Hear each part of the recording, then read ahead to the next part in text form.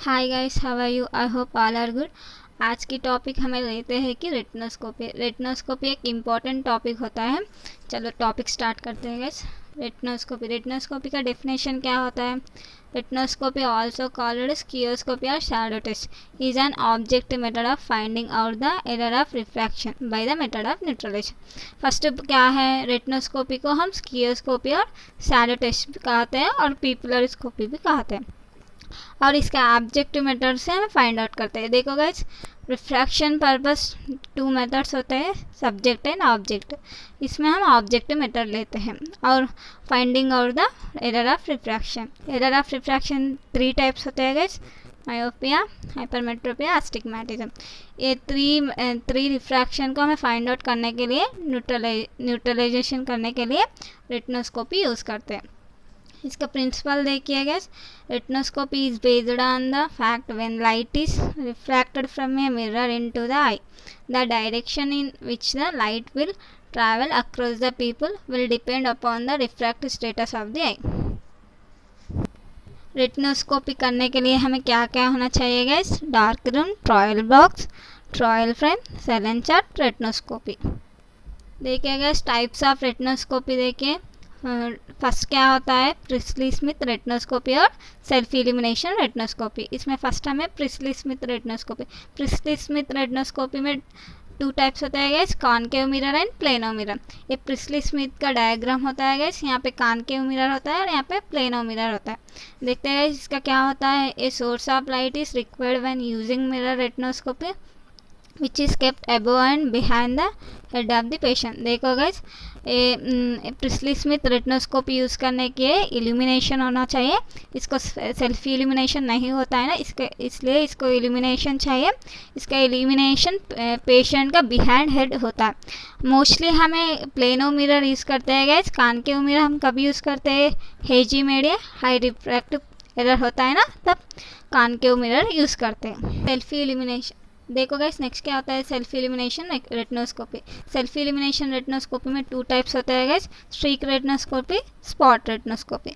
Spot retinoscopy ये देखिए guys, reflect a beam light from a circular source. इसका reflect कहाँ? सर्कुलर सोर्स से होता है। Doesn't rotate the axis. हमें एस्टिग्मेटिज्म पावर को रिफ्रैक्ट करते समय इसका एक्सिस रोटेट नहीं होता है।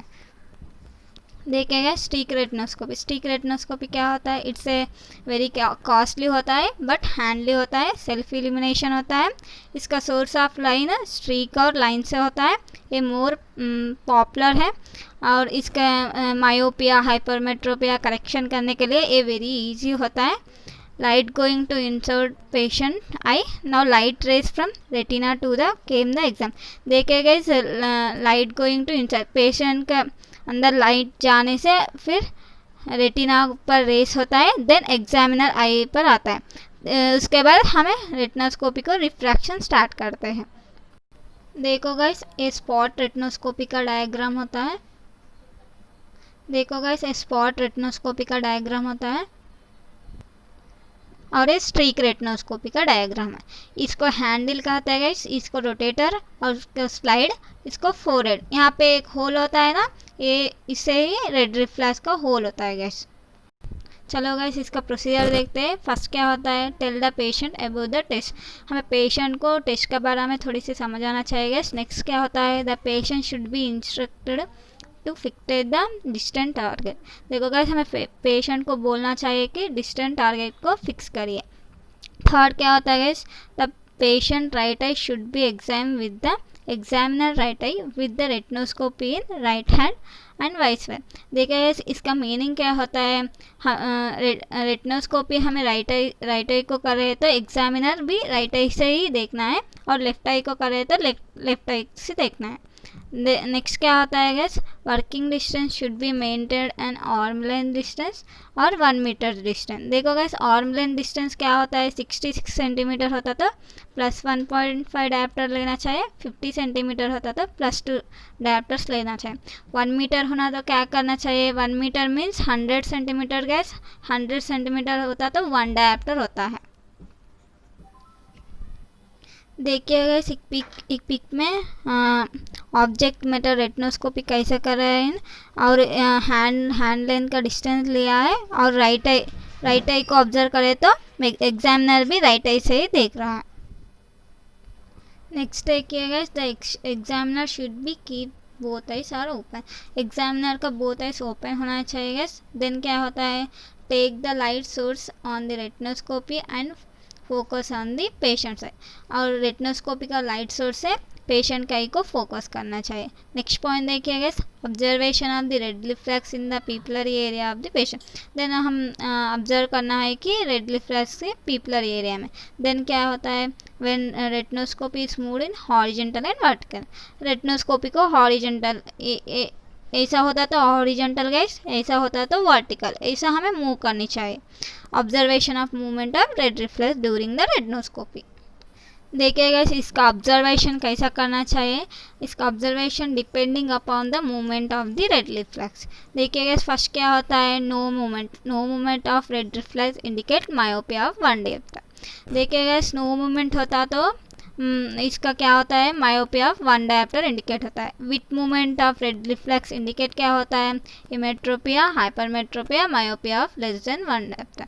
Myopia of less than 1 diopter क्या होता है गाइस, 0.75, 0.5, 0.5, ऐसा कुछ भी हो सकता है। अग्निश मूवमेंट में क्या होता है guys, myopia of more than 1 diopter. Myopia of more than 1 diopter क्या होता है, 1 डायप्टर से ज़्यादा। देखिएगा विथ मूवमेंट क्या होता है, ऐसा हमें रेटिनोस्कोपी को मूव करना है, मूव कर रहे तो आई का पीपल का रेड रिफ्लेक्स भी ऐसा ही मूव होता है। और अगेंस्ट मूवमेंट में क्या होता है, हमें रेटिनोस्कोपी में ऐसा मूव कर रहे तो उसका रिफ्लेक्स ऐसा अपोजिट साइड मूवमेंट होता है। देखिएगा इसका न्यूट्रलाइज कैसा करना है, विथ मूवमेंट क्या होता है, when the red reflex moves in the same direction it's called with movement। देखिएगा सेम डायरेक्शन मीन्स ऐसा हमें रेटिनोस्कोपी का ऐसा मूव कर रहा है, रिफ्लेक्स भी ऐसे ही जाना है, इसे हम विथ मूवमेंट कहते हैं। विथ मूवमेंट का न्यूट्रलाइज हमें प्लस लेंस से करता है गाइस, कॉन्वेक्स लेंस से। देन अगेंस्ट मूवमेंट क्या होता है guys, when the red reflex moves in the opposite direction is called against movement. देखिए गाइस हमें रेटिनोस्कोपी को ऐसे मूव कर रहा है और उसका रिफ्लेक्स अपोजिट साइड आ रहा है, इसे हमें अगेंस्ट मूवमेंट कहते हैं। अगेंस्ट मूव को हमें किससे न्यूट्रलाइज करते हैं, माइनस मीन्स कॉन्केव लेंस से न्यूट्रलाइज करते हैं। देखिए गाइस नो मूवमेंट्स क्या होता है, when the whole pupil is filled with light and there is no movement of the red reflex during filling is called neutral point or neutralizer। then क्या होता है सीजर्स मूवमेंट मीन्स क्या होता है, different meridians movement. देखिएगा vertical and horizontal में different movements होते हैं गाइस। वर्टिकल विथ मूवमेंट और हॉरिजॉन्टल में अगेंस्ट मूवमेंट होते हैं, नहीं तो vertical against movement, horizontal with movement, ऐसे डिफरेंट मूवमेंट्स होते हैं ना, इसके हमें सीजर्स मूवमेंट कहते हैं। ये मोस्टली इरेगुलर अस्टिग्मेटिज्म पेशेंट्स में होते हैं। इरेगुलर अस्टिग्मेटिज्म क्या होता है, यह पूर्ण विजुअल एक्टिव होता है गैस, इसको स्पेक्टिकल से भी इसका पूरी होता है। क्या हमें इम्प्रूव कर सकते हैं कि रेटिनोस्कोपी का रिफ्रैक्शन से हम इम्प्रूव कर सकते हैं। देखिएगा इस इरेगुलर अस्टिग्मेटिज्म होते समय हमें पहले हाइयर मूवमेंट कहाँ वर्टिकल और हॉरिजॉन्टल में कहाँ हाइयर मूवमेंट हो रहा है, तो वहाँ हमें न्यूट्रलाइज पहले करना चाहिए। देन हमें विथ मूवमेंट को न्यूट्रलाइज किया तो और एक्सिस देखने चाहिए, उसका अपोजिट एक्सिस को सिलेंडर से मूवमेंट करनी चाहिए। ऐसे करने से हमारा को पावर निकलता है। देखिएगा सब brightness, thickness, speed, movement, direction देखते हैं। इसका ब्राइटनेस क्या है गैस, ब्राइटनेस डिम होता तो हम न्यूट्रलाइज करना चाहिए और ब्राइटनेस ब्राइट होता तो न्यूट्रलाइज को क्लोज करनी चाहिए। थिकनेस देखिएगा, थिकनेस नैरो होता तो न्यूट्रलाइज करनी चाहिए, विड्थ होता तो क्लोज करनी चाहिए। स्पीड देखिएगा, स्लो होता तो न्यूट्रलाइज करना चाहिए, फास्ट होता तो क्लोज करना चाहिए। मूवमेंट इसे पहले ही बोले है, विथ होता तो प्लस से मूवमेंट करना चाहिए, अगेंस्ट होना तो माइनस में करने चाहिए। देखिएगा सब मेरिडियंस देखते हैं। मूवमेंट और same all direction all direction में मूवमेंट सेम होता तो हमें इसे स्पेरिकल रिफ्रैक्शन करते हैं, और मूवमेंट डिफरेंट होता तो इसे अस्टिग्मेटिज्म रिफ्रैक्शन करते हैं। देखिए guys, use of cycloplegic in retinoscopy. हमें साइक्लोपिक्स को कब यूज़ करते हैं? हमें चेंजिंग पावर्स चेंज करते समय हमको अभी ऑब्जर्व करते समय अबनॉर्मल लग रहा है और अकोमोडेशन एक्टिव हो रहा है, तब हमें साइक्लोपिक ड्रग यूज करना चाहिए गैस। देखिए साइक्लोपिक ड्रग क्या होता है? Paralysis of accommodation and dilate the people. ये अकोमोडेशन को पैरालाइज करता है और पीपल को डायलेट करता है। ये हमें यंग चिल्ड्रन हाइपरमेट्रोपिया को हमें यूज़ करनी चाहिए गैस। देखो गाइस, व्हेन हमें cycloplegics was using in objective refraction subject the retinoscopy वाले, हमें ये साइक्लोपिक्स को यूज़ करते समय और करेक्शन करते समय हमें सब्ट्रैक्ट करनी चाहिए guys. Cycloplegic strong and long acting होता है, इसमें कौन सा ड्रग्स लेना चाहिए? एट्रोपिन। देखिएगा क्या होता है? Atropine 1 diopter, homatropine 0.5 diopter, cyclopentolate 0.7 diopter. देखिएगा ट्रोपिकोमाइड को हमें नहीं ले सकते क्योंकि we are not to use subtract the retinopathy. हमें ये सब्ट्रैक्ट करने के लिए नहीं ले सकते क्योंकि ये very short act and very weak cycloplegic होता है। इसका ड्यूरेशन ऑफ पैक कितना होता है गैस? 4 to 6 आवर्स ही होता है। देखो गैस, एट्रोपिन का ड्यूरेशन ऑफ एक्ट क्या होता है? 2 to 3 वीक्स, 10 to 14 डेज। देखो नेक्स्ट ह्यूमेट्रोपिन का क्या होता है? 2 to 3 डेज होता है।